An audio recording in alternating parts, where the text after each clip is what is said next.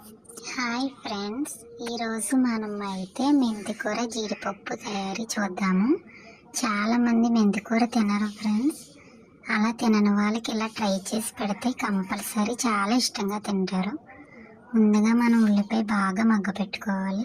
దాంట్లో అల్లం వెల్లుల్లి పేస్ట్ కూడా వేసుకోవాలి.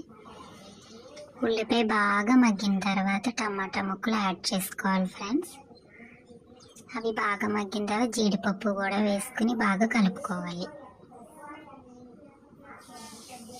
మెంతికూర హెయిర్కి చాలా మంచిది.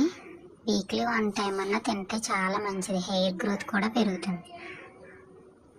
కొంచెం కారం, మనకు కావాలంటే గరం మసాలాలు ఇంకా ఫ్లేవర్స్ అయినా యాడ్ చేసుకోవచ్చు. ఇప్పుడు మెంతికూర శుభ్రంగా కడిగి పెట్టుకుందాం. ఆ కడిగి పెట్టుకున్న మెంతికూర కట్ చేసుకుని వేసుకుంటున్నాను ఫ్రెండ్స్. చూసారా, ఈ విధంగా మనం వేసుకోవాలి. అది బాగా కలుపుకోవాలి. కలుపుకున్న తర్వాత అందులో మనం వాటర్ యాడ్ చేసుకోవాలి.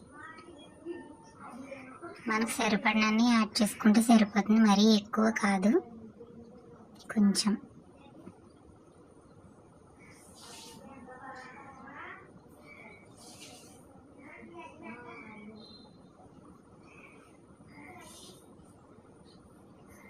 వాటర్ పోసుకున్న తర్వాత కొంతసేపు ఒక 10 మినిట్స్ ఉడకనివ్వాలి ఫ్రెండ్స్.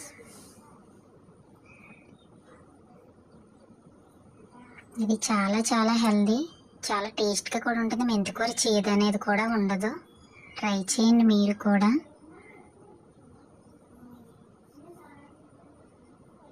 చూసారా ఫ్రెండ్స్, మన కర్రీ ఎలా ఉందో, గుమ్మగుమ్మలాడుతూ ఉంది.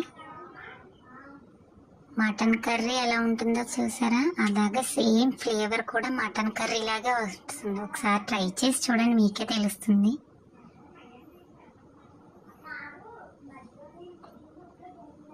ఓకే ఫ్రెండ్, నా ఛానల్ సబ్స్క్రైబ్ చేసుకోండి.